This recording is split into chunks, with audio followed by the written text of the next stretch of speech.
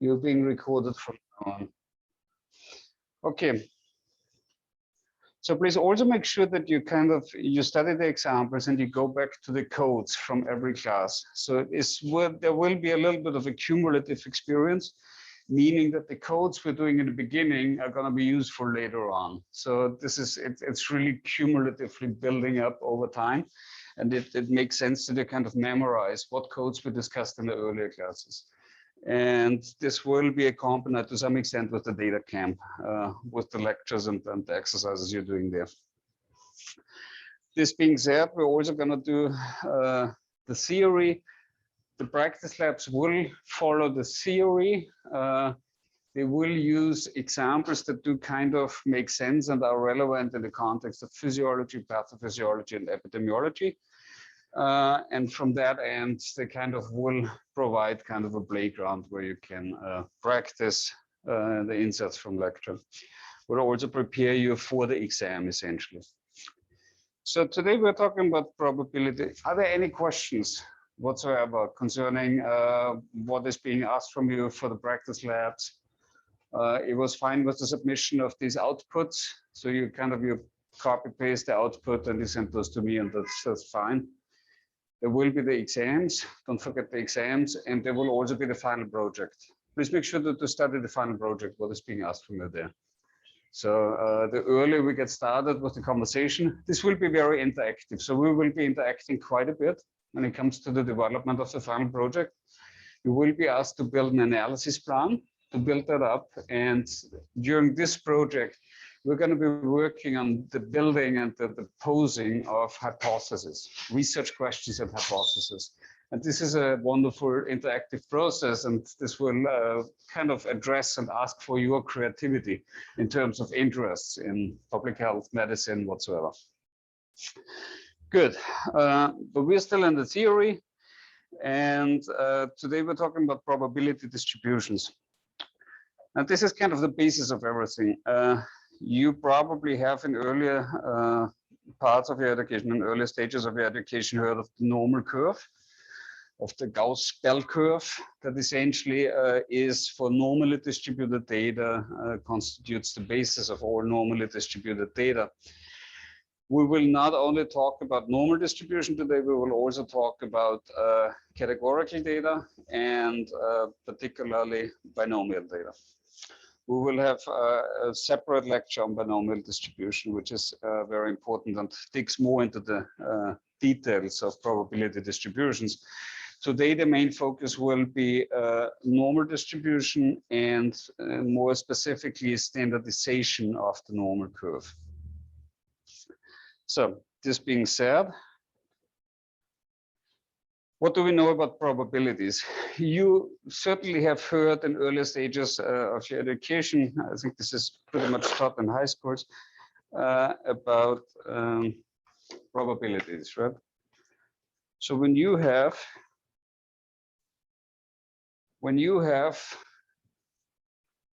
two mutually exclusive events, so you have with C plus, you have the event of having cancer. With C minus, you have the event of not having cancer. So this is mutually exclusive. Either you have it or you don't have it. So you have the probability of C plus, or this little sign here means an or, is essentially adding up to the probability of C plus plus the probability of C minus. And as a whole, this is 100%. If we are looking at the probability of having cancer or not having cancer, arithmetically, this becomes 0 because they're mutually exclusive. So there's no possibility that this could be happening because either or needs to be addressed, needs to have happened. When we have probabilities of non-exclusive events, it essentially goes a little deeper into the conversation. So we have the probability again of having cancer, but now we have as the second condition, which is non-exclusive, the possibility of having heart disease. So C plus and H plus. And then we have the possibility of those individuals where this way of depicting data is called the so-called Venn diagram.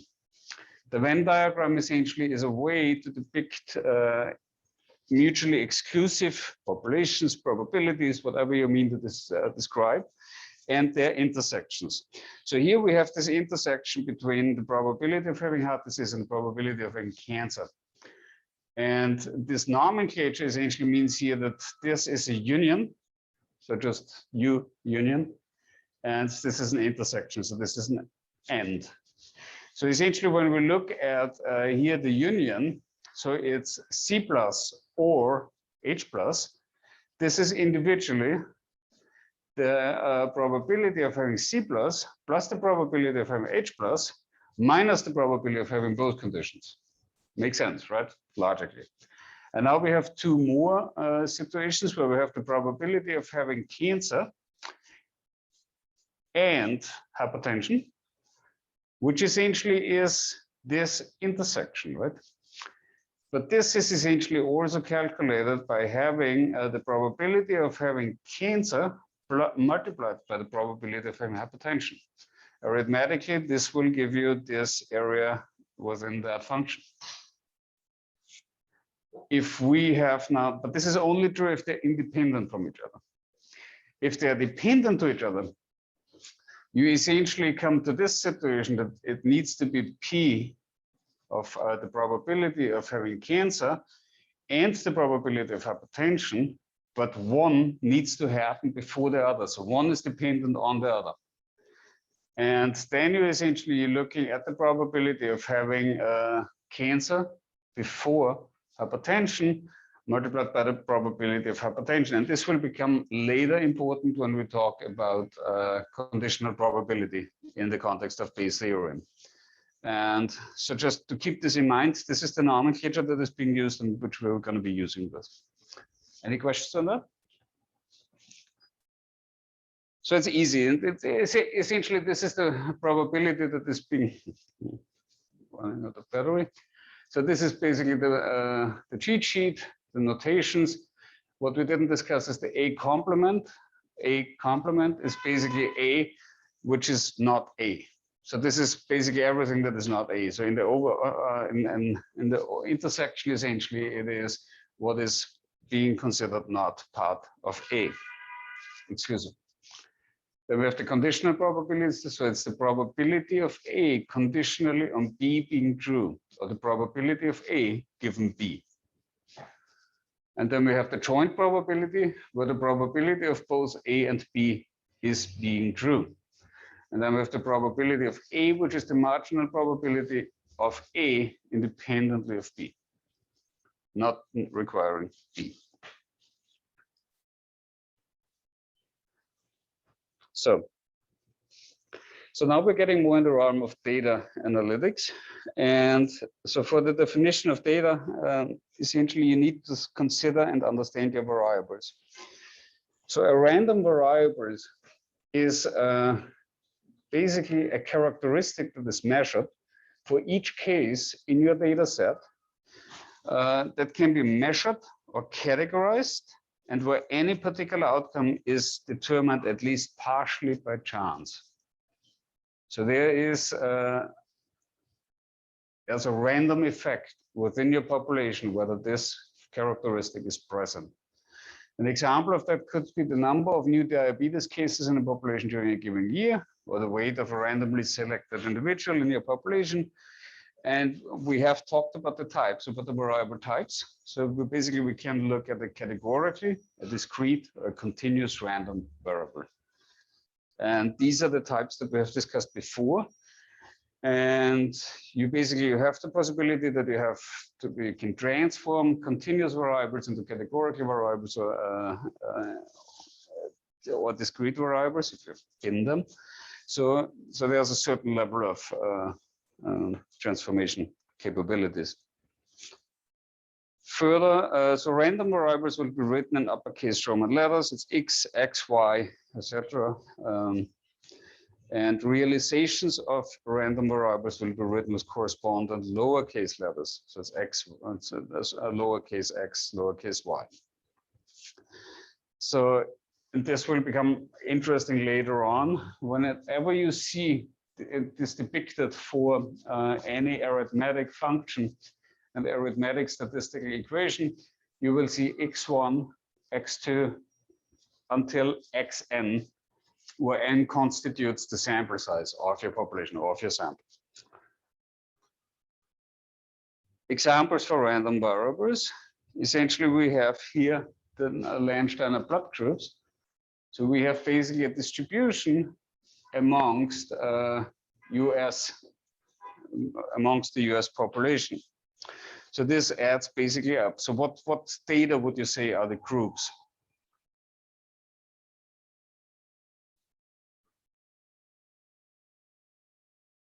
What kind of random variable is that? So this is a categorical variable. So this is basically, this is one of the typical examples of a nominal variable, where you have a group that is not ordered, which would make it ordinal, and which essentially constitute a label, a name for something, which essentially here is the blood group, which essentially doesn't follow an ordered system, but it follows a structured, defined system based on characteristics of your blood. So it's a categorical variable. Now we have, what kind of random variable is this? We have visits 0, 1, 2, and 3. This is a discrete quantitative. So you basically, what you have here, you have an ordinal variable, and here you have discrete variables, just like you said. So you have a count of how many women came, how often to your clinics. And now lastly, we have here a continuous variable, which is essentially the distribution of BMI in a population. And this is an example we're going to be working with here today. So this is classically shown here as a histogram, which essentially comes here with a frequency distribution curve, and essentially the binning that we have done before, where you characterize your continuous variable in bins, and you categorize them into these bins, and you display the count within the bins as a way of getting your data. You traditionally, and this is what we've done, I believe, in earlier labs, you always depict on histograms usually the n, the actual sample size, and also the mean and the standard deviation. That is just makes it easier to digest, gives you a better feel for the data. Histograms are really all about descriptives, about showing how does the data look like, how useful is it to look at it, and what are the outliers. It's also important. Is it really normally distributed? What's the shape of the distribution? What skewness may you have, which also then drives your decision on which methods you're going to use. So continuous random variables. So here's what I found. Oh, all right. So when you look at a random variable in the histogram, and you make one of these frequency distribution curves. So now think of it that you have in front of you a population that is equally sized, that your histogram will take the perfect normal curve shape. And you, from this population, you now randomly, and notably absolutely randomly, and this is really where the random variable makes a lot of sense in its nomenclature and the way it's being called. If you pick randomly one individual from your population and you measure the BMI in this individual, the area in which that BMI falls will be possible to allow for you to estimate the probability of that individual being in that area. So every BMI has a certain probability of being picked. And with those that are around the mode, which is the highest number of occurrence, having the highest probability of being picked. So this essentially, and this is now where I want to just to emphasize this a little more. So the probability distribution of a continuous random variable is a curve with allowed values on the x-axis and probabilities on the y-axis. So your histogram, if it's smoothed out as a frequency distribution curve, you have a function that allows for you to estimate the probability of a certain value to occur. Which, for example, if you would look here at commuting times, and you're quantifying the area under your distribution curve, which for the entire shape of your normal curve is 1, because the entire range of all possible values will add up to 100% probability. Certain areas based on the shape of this function will allow for you to determine what the probability is to pick one individual that has a commuting time greater than 45 minutes. So you can quantify the probability of picking this individual based on the frequency. So, and in this context, I wanted to show you something which I have uploaded also on the, not here, which I also have uploaded on the module on Canvas. And this is essentially, so we talked about the normal distribution curve, right? So I'm giving you the function. So you essentially, you have in your Excel spreadsheet, you have the actual function. So you see here on the side, you see the function. And this essentially is the function mapped out. So you essentially have here the so-called set score, and we will talk in a second what that is. We have the actual value, and we can, from this value, we can normalize, and we can map out this entire function. So this is a fun exercise to basically play around with, because you actually can convert actual values into your own normal distribution curve. And I geeked out about that. So it's just as a fun exercise. So this is this. But let's go back to our lab. So I have uploaded this. You can play around with this at home in peace. And so these intervals are essentially what you're being interested in, because these intervals are basically the basis of the so-called set test, the set statistic, and they're also the basis of further sample statistics, aka T statistics. So when you look at this, you essentially usually look at this that you define intervals. So you basically have intervals between two values. And these intervals allow for you to determine what is the probability of having a value from inside of this interval. So you can quantify these intervals using set statistics, which we will discuss now. The interval containing all possible values has a probability equal to 1, as we discussed. And we will be working with two different probability distributions. We're working with the normal distribution and the binomial distribution. The normal distribution is fairly straightforward, right? This is quite intuitive what that means. We've just talked about it. And then we have a binomial distribution, which is discrete probability distribution for the outcome of a number of independent yes/no experiments, each of which has a fixed probability of yes and no. What does that even mean? Let's assume we have a coin, and we're flipping a coin. The probability of it's head or tails, I believe, right? Is it head or tails? Head or tails, right? Head or tails. Okay. So I'm yeah. I wasn't born here, so we have different coins. So it's head or tails. If you flip a coin one time, what's the probability of head or tails coming? It's 50-50, exactly. When you flip it 1,000 times, what's the probability of that coin coming down on tails? In how many times will tails come?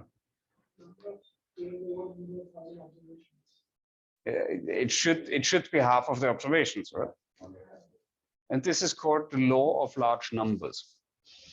That means that when you have a certain probability, and with heads and tails it's 50%, and you do that often enough, and you do this a million times, your probability will reflect in your count.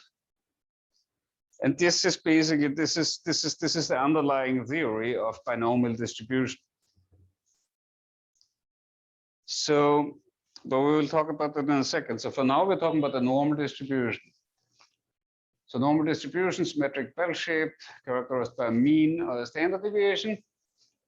As we have talked about, it centers around a mean of 0, which essentially is now where we're going already in the realm of standardization. So normal distribution, that's always the way it's 4. Yeah. And this is important. And you can use the empirical rule to kind of understand in broad strokes, how does my data distribute? So when you have a mean, your mean is preferably in the center of your distribution. If you're going one standard deviation, and we have talked about the standard deviation as a marker of variability. If you use one standard deviation plus and one standard deviation minus, and you take 2 standard deviations, you have a 68% probability that any randomly picked sample will be within that interval of y mu minus sigma and mu plus sigma. Within this interval, you find 68%. You extend this to 2 standard deviations, and you take 4 standard deviations in total. 4 standard deviations will capture 95% of your entire population. You go even further and you take 6 standard deviations. You're essentially up at 99.7, and you capture basically most of the universe of entries. So this is essentially quite reliable for the entire normal curve, or for any normal curve. So employing this obviously is easy. We have 68% is between 61.5. So this is the example from before. So we would capture within 68.5 and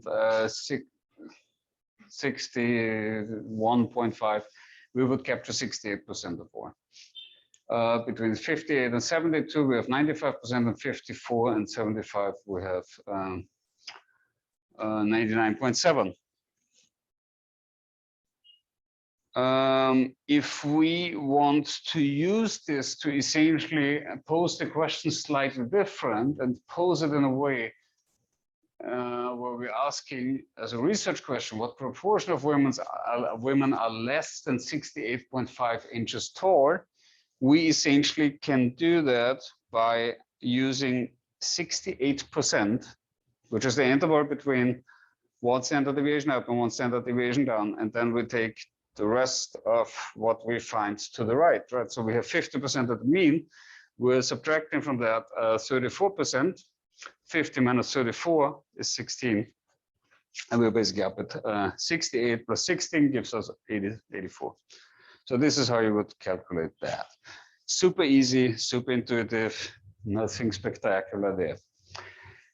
But what we need now for set statistic is a calculation of the set, which essentially is done by picking a random point that you want to use to standardize. You want to standardize, let's say, what did we have before? 68.5, which is the mean BMI plus one standard deviation of 3.5. You would do 85 minus the mu, which is 65, which gives us 3.5 here in the numerator, divided by the standard deviation, which we know is 3.5. So, X is the total. X is any point in a random variable. The capital case X is a value, a specifically chosen value of a random variable. So this X essentially is the X of interest. And this X of interest, for the sake of an example, is 68.5. So now we know the mu is 65. Okay, now the battery is over. The mu is 65. So the numerator becomes 3.5 and the sigma was also 3.5. So it's 3.5 divided by 3.5 and this is plus 1.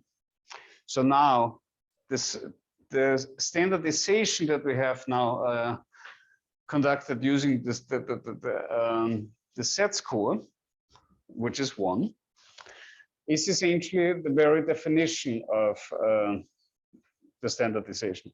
So essentially, it is a way to characterize any point on the x-axis in relationship between the mean and the standard deviation, and we're depicting each point on this x-axis as a reference by standard deviation, by the distance from the mean. So we're defining the point in standard deviation distances from the mean. So everything greater than the mean will become positive, everything smaller than the mean becomes negative. So if we take 68.5, 68.5 minus 65 divided by 3.5 gives us 1. So that means it's plus 1 standard deviation. If it's to the negative, we essentially get with the same formula, we get a negative 1. So these are the set scores. So this is essentially a way of standardizing this. So we have the heart rate here as numerical values, and here the standardization based on the mean. So essentially it's the same distribution, it has the same shape, but it is standardized. So now the question is, why do that? Well, why would you even do that? Because you want to compare things based on the distribution only. So you have a means to compare here apples with oranges. So when you, for example, when you want to associate or correlate two variables, you do that independent of their magnitude. And you can do that by standardizing them. So when you correlate, and we're not gonna do it arithmetically, I will show you the formula, but and I will remind you of what I said right now. But essentially what we will not be doing, but what is being done with correlation is you're using standardized coefficients, standardized values, and you're using the standardized values to essentially relate one variable with another. That's one use case for that. So it makes it easier to compute probability using a table of probabilities, and it also allows you to understand the normal distribution for the lower tails and the upper tails, which essentially then comes useful when it comes to hypothesis testing. So we have negative sets and positive sets. We talked about it. Everything that is smaller, essentially you're subtracting, and the set score tables that are uploaded on Canvas, which we see here, essentially always shows you the probability of what's smaller than this particular value. So if you go here positive, you go on a positive set, you essentially have here at 0, which is here in the middle at the mean, you have a probability of 50%, and then you're counting further until you're up at the probability of 1. So you can do hypothesis testing and extract your probabilities directly from a table. So this is how you would do it if you would be doing it manually. If you want to know how much we have to the right, you calculated 1 minus what's lower. So that's how you get to everything that's greater than that particular value. Good, but this is easy. 1.43. We see here that everything smaller than a set score of 1.43, which is written here, a set is 1.4, 1.43 is here, this is 0.9236. If we wanted to know everything that's smaller than this, it would be not 92.4%, right? If we wanted to know everything that's larger than this, we would do 1 minus 0.92364. Same thing. No, 0.64. So that's easy. And now it's getting a little bit interesting, because this is now where we're basically looking at the employed kind of situation. So this is how you actually are going to be using it. Because what you're doing with every data, you want to have some means to use your markers of variability and means to do hypothesis testing. And I'm flagging here, particularly this one in the middle, which is 1.96, which is here 0.025, which means we have 0.025 greater than that value. And on the inverse, on the negative, we have 0.025 to the left. Multiplying 0.025 by 2 gives us 0.05, which is 5%. And I don't, has one of you heard of 5% as a threshold for hypothesis testing? Exactly, because it's the threshold for the significance in hypothesis testing. Everything smaller than these 5% will be considered significant, which is this magical threshold that everybody is pursuing. And you essentially have a plethora of, if you scout through the publications that have been published so far, you will find a lot of publications that basically center around this set score of 1.96, because everybody just wants to kind of get below that 5%. And so that has been subject of quite some debate. Particularly, we will be talking about multiple comparison and type 1 errors. And this actually needs to be kept in mind whenever you look at research results and whether it's significant or not significant. But yeah, so it's interesting to see these set scores, and these are really the ones that you kind of should probably not know by heart. But it's like, if you see 1.64 as a 10% confidence interval, which is the 90% confidence interval, yes, that I would keep in mind, and the 1.96 is 95% kind of confidence interval, or 5% threshold. I think these are important to keep in mind. So this is just another example that we have just done before. So essentially, if we wanted to know the probability of picking something between minus 1.43 and plus 1.43, it's the same kind of approach.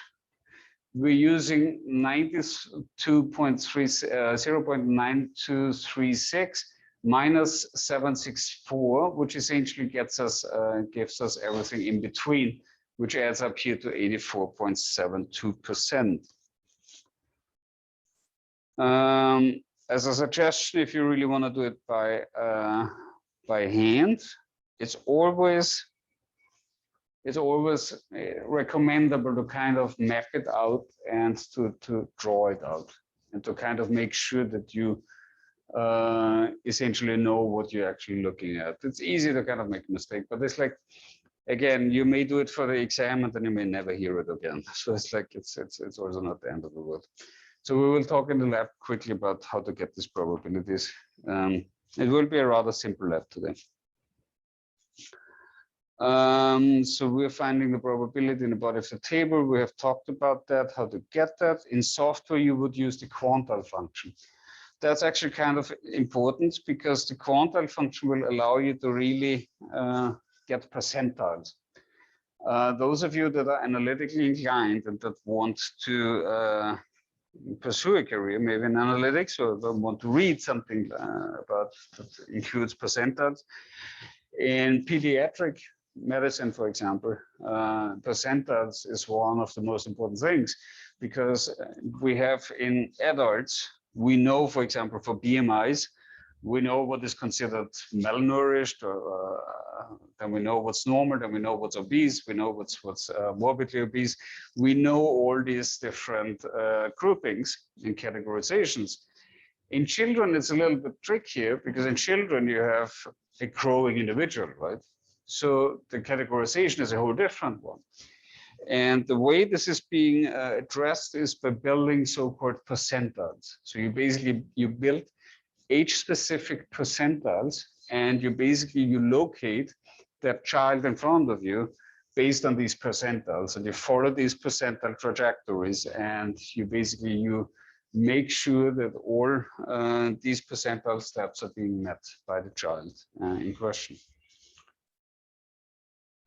So percentiles do have quite some importance. Also for analytic purposes, it's super important to make sure that you are approaching this correctly. How can we find the value of a set? So I think we have done that. We can move over that.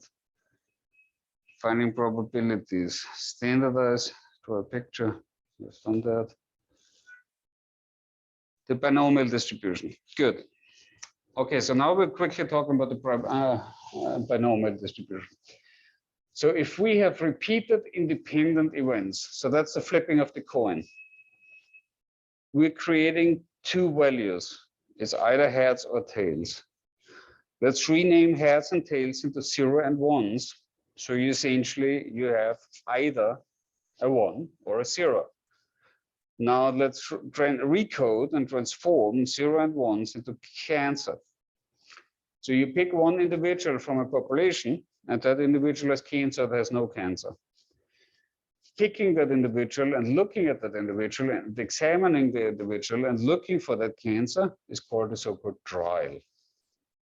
Yes? Is it still 50%? Hmm? Is it still 50%? I mean, you said No.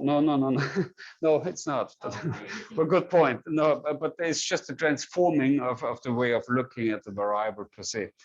So 50% cancer, that would be terrible. But yeah, it's well, prostate cancer.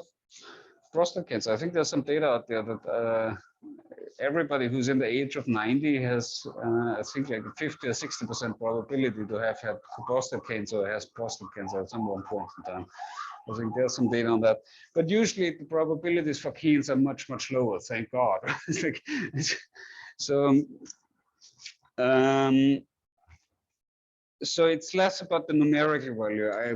What I was talking about and why I brought up this head tail 0 and 1 to cancer up is to conceptually kind of emphasize that this is a binary outcome. So either you have a condition or you don't have the condition. So that was the idea. So if we have now, so here the example is, if you select 100 individuals in New York City, what is the probability that 60 of those have private health insurance? It's simple, right? And it's 60%. You have a 60% chance that you pick a random privately health insured individual. So this being said, you can either have a success or a failure. And this success or a failure is essentially, so it needs to, each trial needs to have the same probability of success. That's important. So it needs to be always the same probability, not changing with each time you draw. The n trials are independent. And the probability is calculated with this formula, which we're not going to go too deep into, which is not necessary.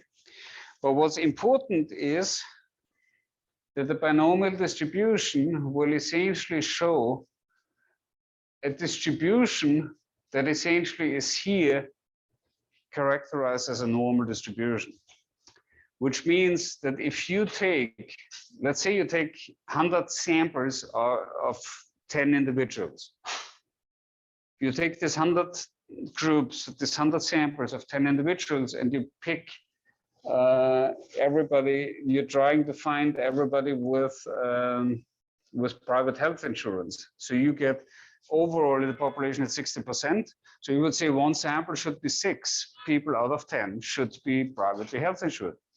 However, this will not be true for all the samples. So these samples will distribute in a way and fashion around the overall population mean, or the population prevalence or proportion, which is, well, here's, yeah, so here's 10%, I'm pointing at 10%, but it would be here for our privately health insured patients, it would be 60%. So these samples distribute them in the same shape and form as normal distribution. And this is why you can use the rules of the normal distribution in the context of binomial distribution. That's why you can calculate markers of variability that you would be using for normal distributions. So that's where this becomes important. If you would be calculating now the prevalence of diabetes in elderly population with 10%, and you randomly select 4 individuals from this population, what's the probability that exact 3 of them will be diabetic?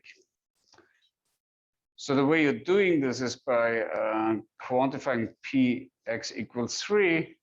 So this is the probability of 3 being diabetic. You are basically you're selecting 4, so you have 4 trials. You get 3 factorial because it's like you have for each number less than 3, you have the possibility to kind of pick that number if you draw 4. And the probability of not picking one is 4 minus 3, because you only want 3. So the probability is 0.1, and this is basically where you come to a total of 0.04%, 0.04. So now it becomes a little different when you look at this in a different way. So when you want now the probability that if you randomly select 4 individuals from this population, at most 1 individual will be diabetic, you essentially are only interested in the probability of having exactly none or exactly 1, not more. And this is essentially where you add up 65% plus 29, you come to 94%.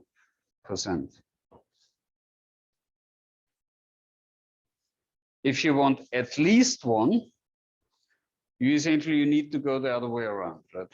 So you basically you have 1, no, you have 0, and all the other probabilities are essentially what you're interested in. So you only quantify the probability of exactly having 0, and then you take 1 minus this probability of having 0, and you basically get at least 1. So this is all not too complicated, but you can also approach this in a different way. You can approximate this with the binomial distribution. And this is where this function, binom dist in Excel, comes handy. So the mean of this can be calculated as n multiplied by p. So if you want the probability, you can quantify this mean of this binomial distribution. If you want to calculate the standard deviation, you can do that by the number of trials, the probability of prevalence multiplied by 1 minus prevalence. And yeah, and you can use this also for hypothesis testing.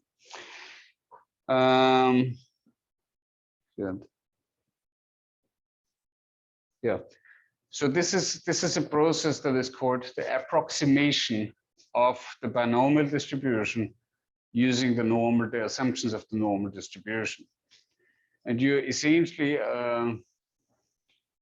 it works well at sample sizes greater than 15. So in summary, yeah, probability notations and calculations are important. We will use the normal distribution, binomial distribution, normal distribution throughout this course. The notations of random variables need to be understood in its principles, and we have upper and lower tails of the normal distribution, and it's important that you understand basically what's the percentage in these tails and what do they actually imply. You can look up these distributions. You will not need to really do that. We're not even going to do this today. I just don't think this is on a graduate level, not necessary. Okay, any questions about that? It's kind of cool that you can really kind of use binomial and normal distribution interchangeably, which makes things substantially easier. And this will be knowledge that comes in handy whenever you need to do hypothesis testing for binomial distributions. If you have, for example, it makes it a little easier. For example, let's assume that we will be doing the so-called chi-squared test that essentially will allow us to compare groups, percentages within groups, and counts within groups. So let's say you have 3 groups. You have the people with pre-diabetes, the people with diabetes, the people with terminal diabetes, where they have already, I don't know, renal failure, and then you have those that have no diabetes. 4 groups. You want to compare the occurrence. You want to compare whether in this population there's a significant difference between all these 4 groups. Is there a difference between the prevalence of an advanced diabetes versus healthy? You can quantify this using a test called chi-squared test, and we will do that. So now what happens if you only want to compare, let's say, males versus females? That's only 2 groups. You don't need a chi-square test for that. You can do this with a binomial distribution approach, where you basically use a normal approximation and you say, like, okay, quantify the 95% confidence interval for both of this population, and I compare them systematically. You can do that. This is a binom.test, which R, for example, allows to do. And this is a good workaround. It's a good workaround. It's less involved than a chi-squared. All right, so this is this. Any questions to any of these topics we discussed today? Yeah, I have a question. Yes. When you're talking about the probability curves, I wasn't understanding how that's what information that's adding that you didn't already have from the frequency distribution. You mean?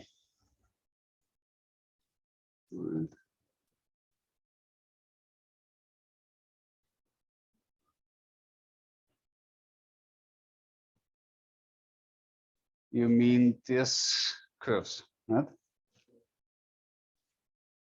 No, it's earlier than that. So you were saying you could like select a random person and you could like what's the probability that their BMI will fall into like X area of Earth? Yeah.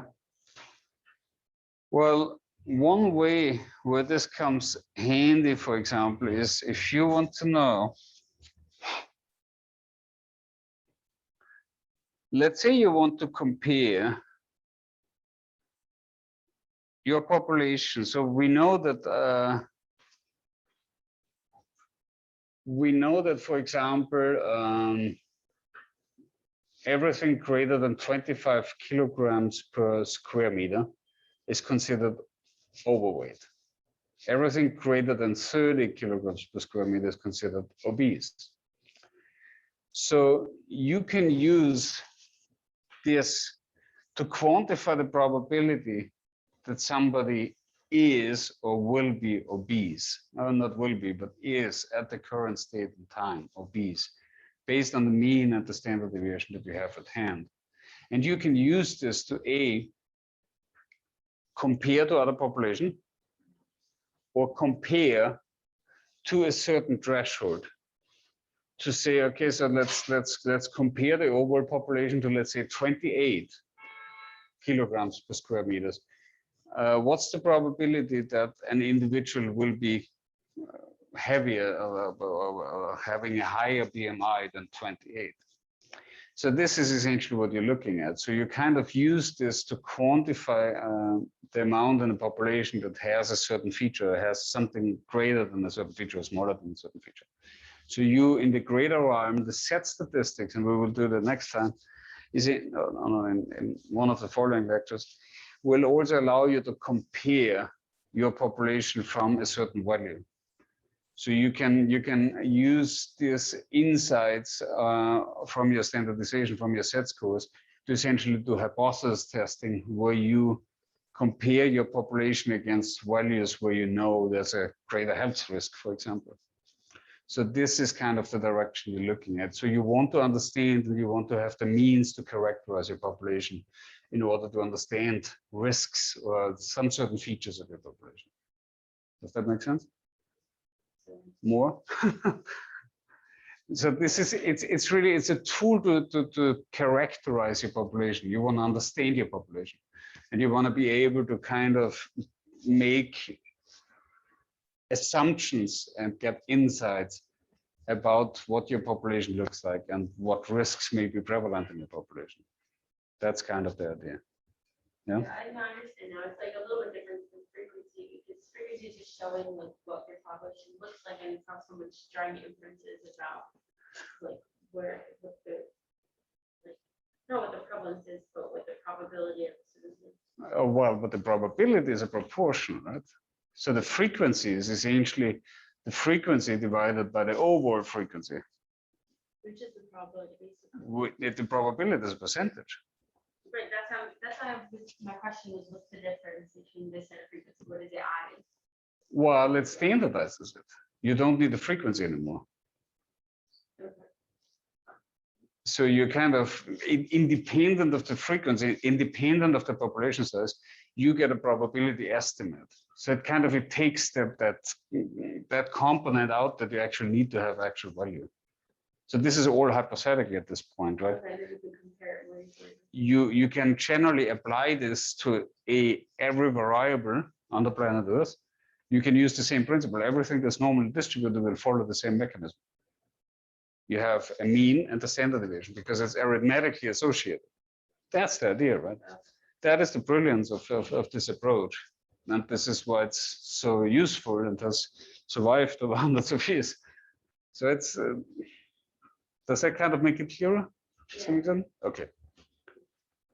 Sure. Any other questions? No? All right. Then let's go play around with it.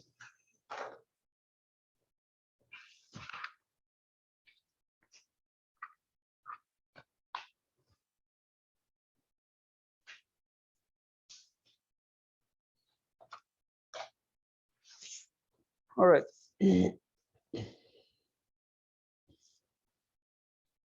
So I have showed you the Excel spreadsheet. We are now looking at the following examples.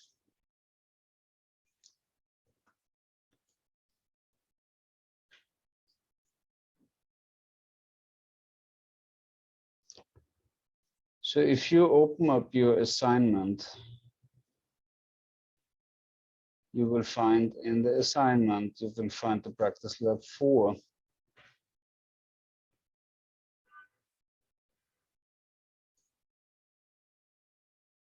And you will find the instructions. Okay, so let's start with the first 3 questions. So what's the probability of rolling a dice, a 6 on a dice?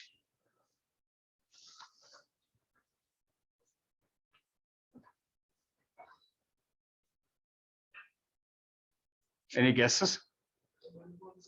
1 divided by 6. 1 divided by 6, correct. So now if we look at the second example, what happens if you do this twice? Oh, thrice.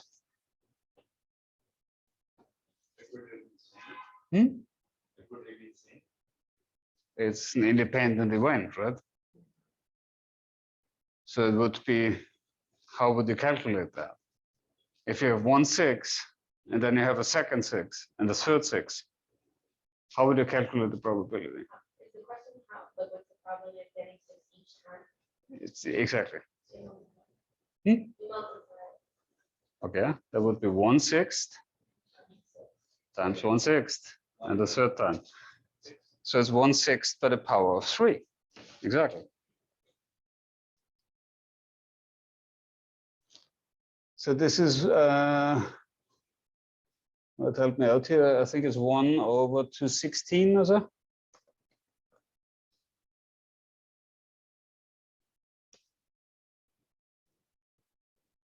No?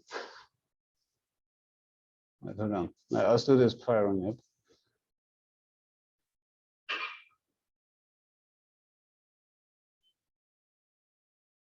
Yeah, I think it's 1/216. Then we have rolling a 6, a 1, and a 6 again. What's that probability? Is the probability different to roll a 1?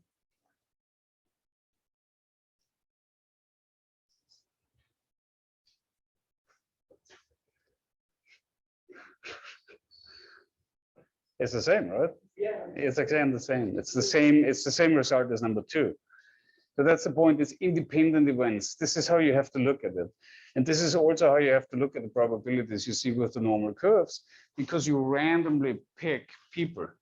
And these probabilities are independent, no matter where you pick them. If you pick them as like around the mean, or you pick them at mean plus standard deviation or mean minus standard deviation, the probability is exactly what the normal curve shows you, standardized, independent of the frequency, or independent of whatever it is, whatever the variable is.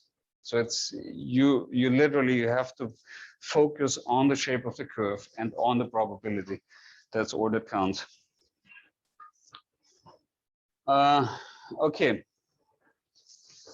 Then so these are the results for your for the probabilities. So we talked that through. Now we have defined these 3 data types and give at least 2 examples for each group. So that's easy, right? 2 examples for each.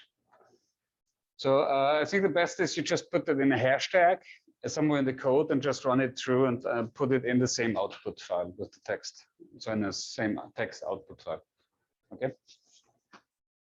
Okay, then we have normal distribution. No. Why is that? Okay, sorry for that. The link broke.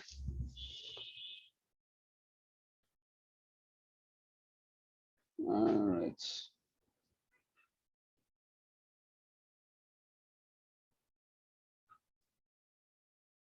I'm just going to restore the link.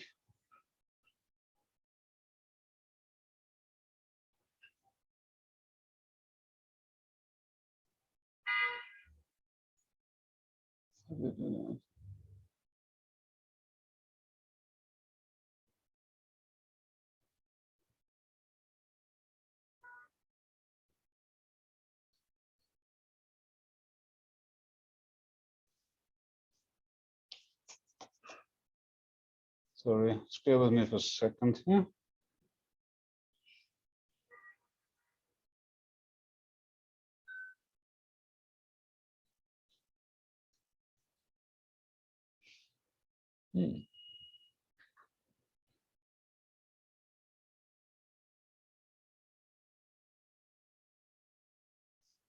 Link, course links, course links.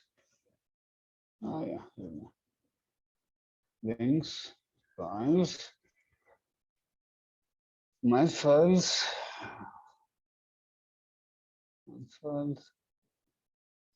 course files, actual files.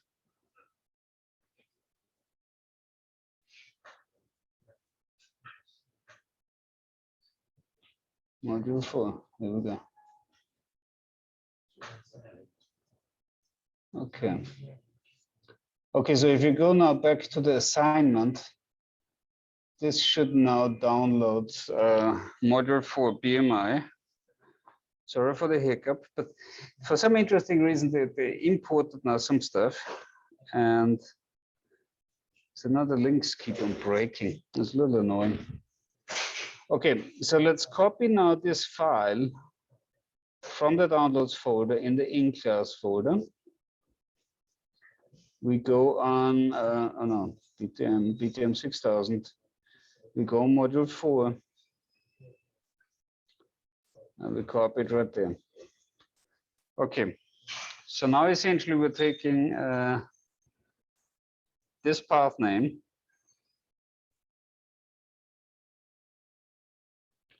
So from our module 4 folder, we're taking the path name. We're creating a new script.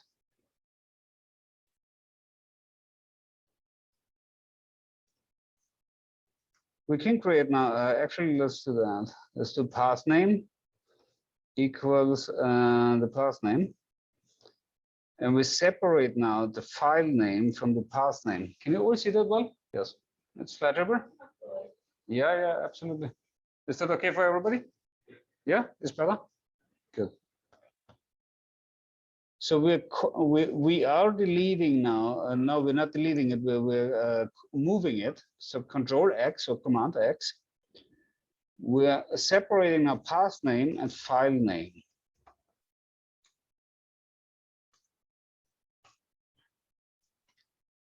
So path name and file name. So we're creating now two separate objects. So we're creating two separate objects. We're creating a path name and a file name. And we're doing that for a good reason. We're going to do that for the following reason. So, okay, so these are now two objects. If we bring those together, we're getting a path name and a file name together, right? So if we do the following command, we do paste path name and file name, and then we add SEP separate is empty, we get here a merged path name and file name again. Why are we doing that? Because if we separate them, we have the path name and we can use different file names, right? So let's say you want to load 3 different files, you just have to change the file name. And coding is really all about like making it shorter, shorter, shorter. You want a minimum amount of lines, bless you, minimum amount of lines, minimum amount of characters. You want to make everything small and condensed and aesthetically beautiful. And literally aesthetically beautiful. Sometimes can be very obsessed with how beautiful people will make their codes. Okay, so, and it also allows you to make things shorter because you can get more things on a line. So the real artist, the real coding artist gets everything in a minimum amount of lines. So you look at line minimization. So now this allows you to kind of minimize your code needed for pasting path name and file name. So if you use now the code read.csv, you remember that, right? That code. If you use df and you use the pipe to basically define that as an object, and you use read.csv and you take this paste file name path name file name, you're essentially loading this thing into your environment. And so now you have that df that we have just mapped loaded into the environment. Was that good? So paste, path name, file name, separator equals 2 quotation marks only, no space in between. And you packed it in a read.csv function. And so you go, are you on a Mac? Yeah. You go in the Finder. You have your file. You click Control. I know. You click Control, where it opens up and it shows you the pull-down menu, and then you click Option. And when you do that, it basically shows you copy normal curve.csv as a path name. See that? So if you press Option, it automatically transforms it. They started doing that function with the update to El Capitan. So if you have the current version Big Sur installed, you should have this feature. If you still have El Capitan, you should have this feature too. Everything before wouldn't have the feature, but that's fine. But I think you have new machines. Did that work? Worked? Good. All right. Good. So let's carry on. We only have 21 minutes left. All right. So now we're here. What are we doing next? So what do we need to do? Let's have a look. We want to now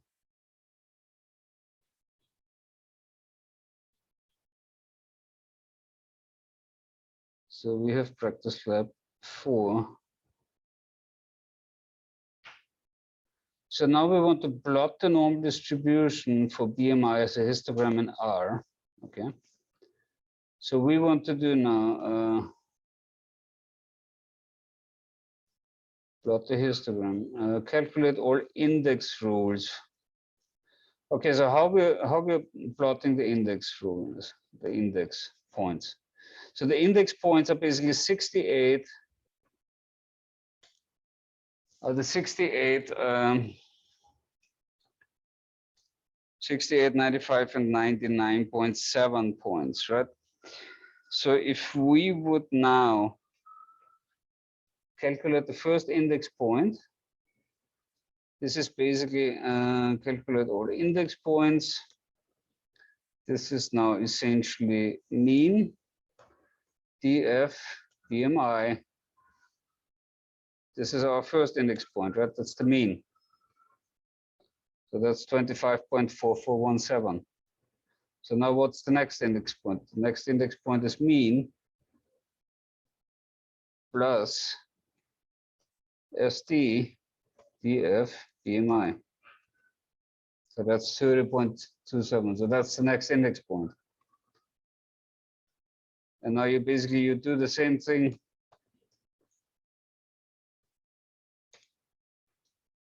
Three, you do the same thing. So this is how you calculate the index points.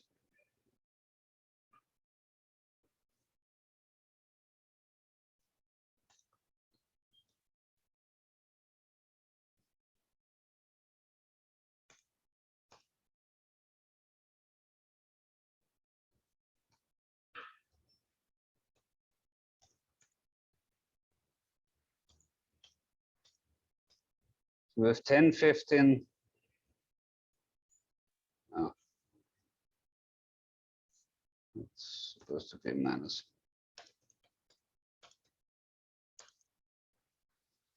So this is how you define index points. So you have 99.7 of your population is between 10.95 to 39.9. I'm not surprised. This is quite a range of body mass index. All right, so this is this. These are the index points, quickly done, not complicated. Next. Okay, so we're plotting now the normal distribution. We're plotting now. We're doing histogram. I'm peeking now. It's a little bit of a... So for this, unfortunately, we need to do something which I usually never do, but it's easier that way. So we do hist. We assign to object H a histogram of DF DMI. We need to do this because H, if you do LSH now, you essentially see that there are different functions in there, different sub-objects. You have breaks, counts, density. If you do, for example, you do H counts, you get the respective counts in the bins, right? Well, careful with the owl, please. Careful with the owl. Yeshiva is gonna roast me over open fire if the owl is. So we have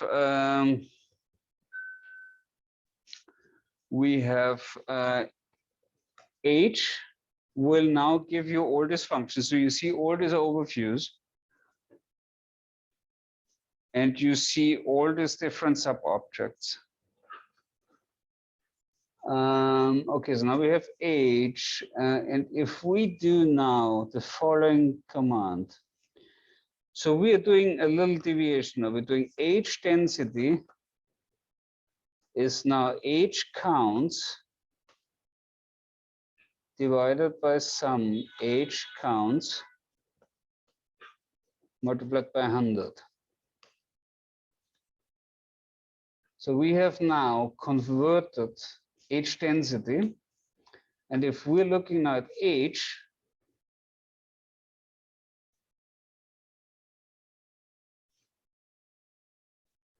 we can now see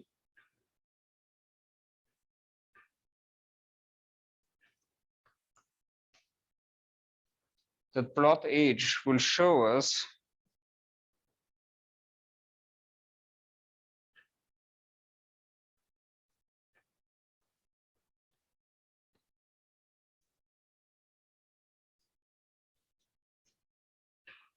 That's interesting. Let's run plot age frequency equals false. There's something.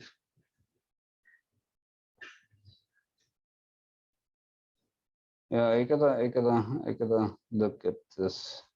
So the idea behind it, so we're seeing now the histogram. So the idea was to really plot like a normal curve and overlay a density plot over this. Somehow doesn't work that good anymore. I'm not sure why. Okay, I gotta revisit this. I'm gonna find out for you. All right. So this is this. Let's leave this for now. But what we can do, for the sake of time, I just want to carry on. Indicate +1, +2, +3 standard deviations. Yes. You calculate all the index points. We did the We- standard deviation, all of them. But why did we repeat it again? Why did we? We repeated it again, right? No, we didn't. Oh, There's minus and there's plus. is that plus no percent? Yes, sure, that's plus and minus. Mhm. So what we can do now, so these index points, we essentially can pack now into a vector.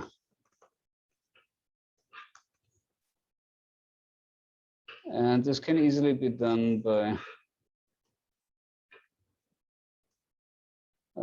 creating index points.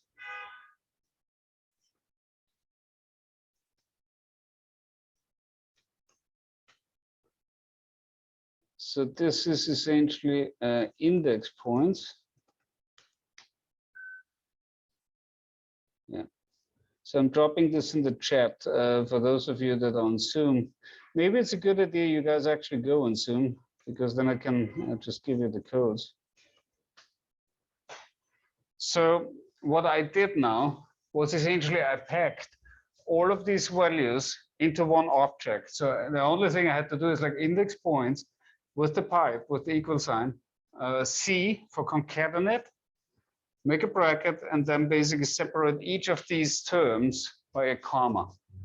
That packs them now into index points object.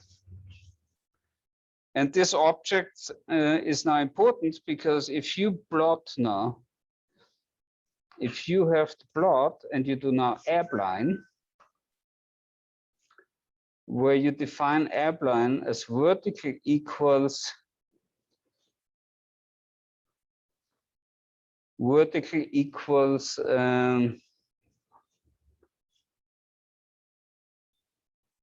index points,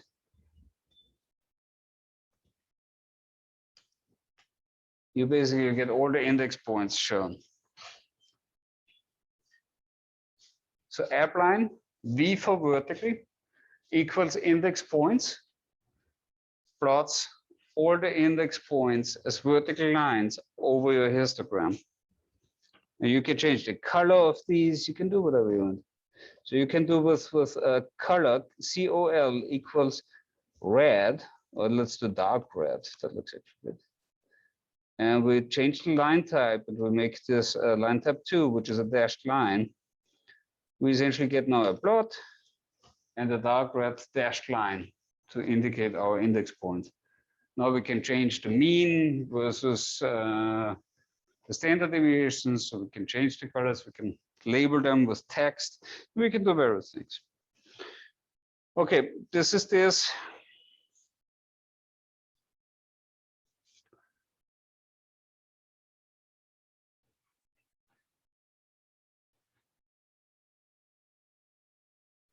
Yeah, so this we have done. Use the norm dist and norm to confirm R's computation of the empirical rule. So that's easy. The only thing you need to do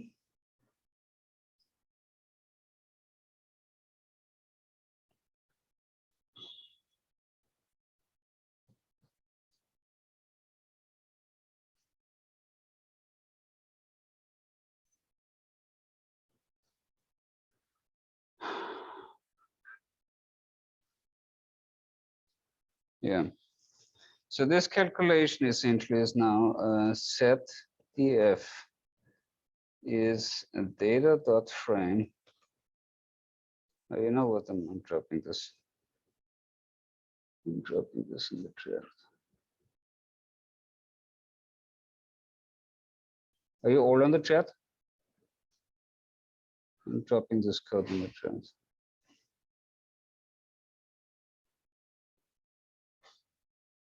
Okay.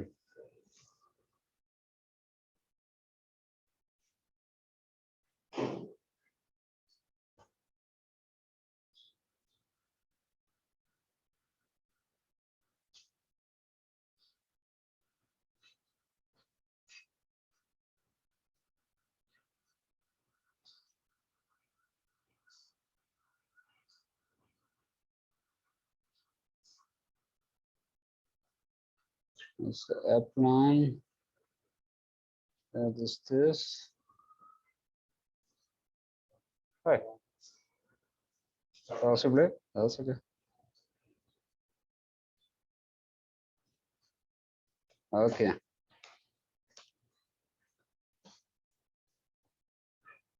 Okay. So this is your code. So this is the code.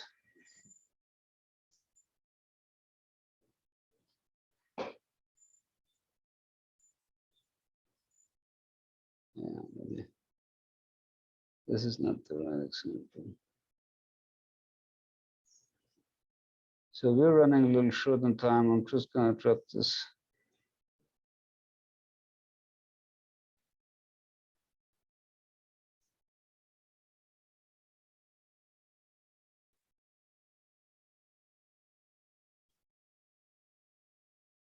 Okay. Module 4.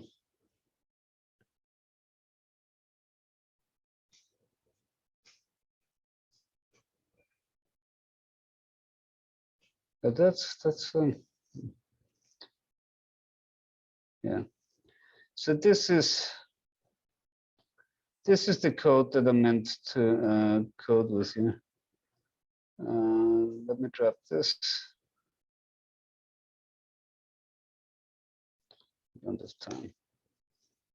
So when you run this code, what you're getting now is essentially this.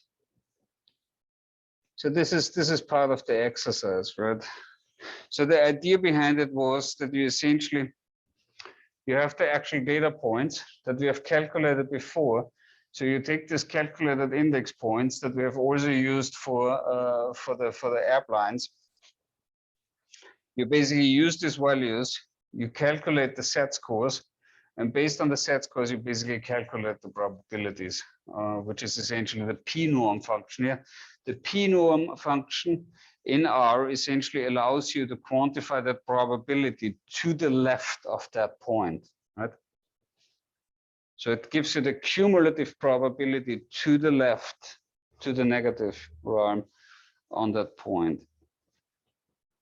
So this is this function. And then we have lastly, we have the probability exercises. The probability exercises essentially assume here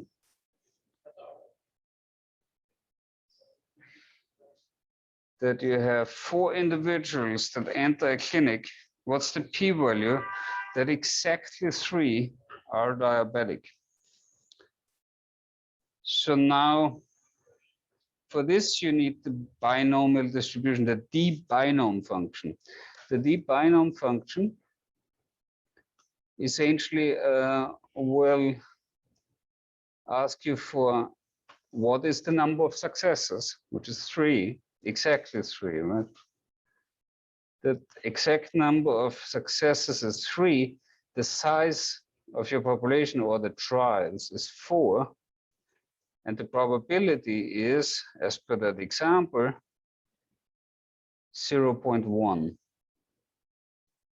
It's 10%.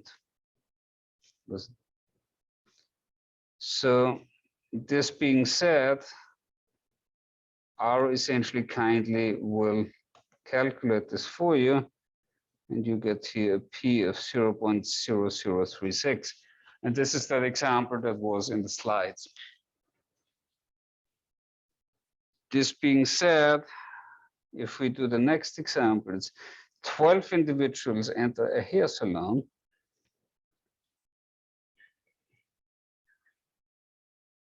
What's the P that exactly 4 have a prevalence of alopecia, which is hair loss, in your population with a prevalence of 20%. So this same example is essentially, again, D binom. It's exactly 4. This is 4. Size is 12. Probability is, again, 0.20. Oh, no, it is 0.20. So it's 13.3, right? So this is basically how you need to calculate this. It's fairly straightforward. It's not the end of it. So 15 individuals enter a dentist office. What's the P that exactly 3 have dental cavity with a prevalence of 30%?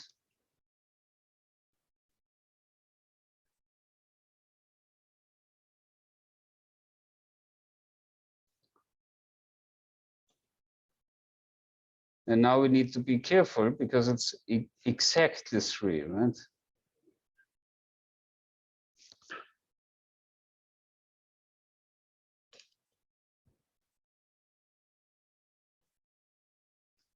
So we again will look at D binom.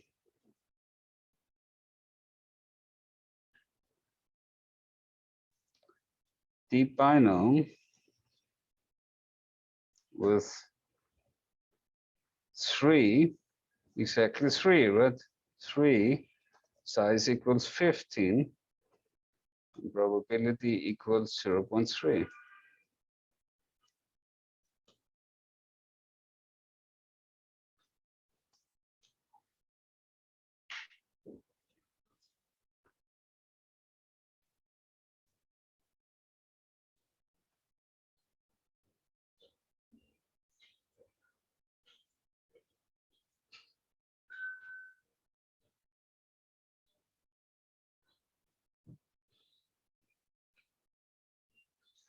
So if we're having now, lastly, and this is the last video,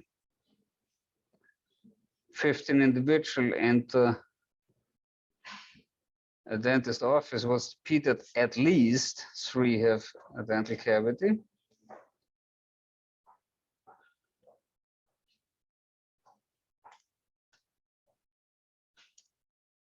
We're having a D binom. So now at least 3 needs 0, 1, and 2, right? Are you subtracting 1 from 0, 1, and 2? No, it's adding. You're adding it up. It's at least 3, right?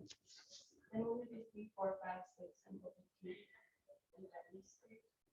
Yeah, it would be the 1 minus this, right? Yeah.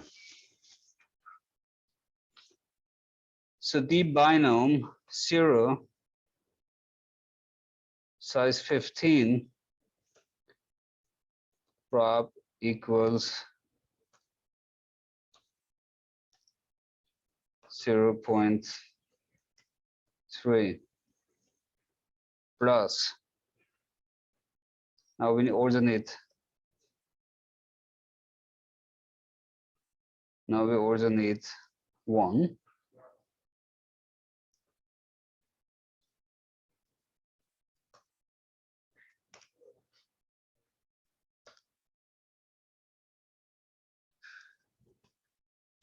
Now we need 2. All right. And we need to calculate 1 minus this. Hmm? Oh yeah, that's true. Thank you. Good catch. Good catch.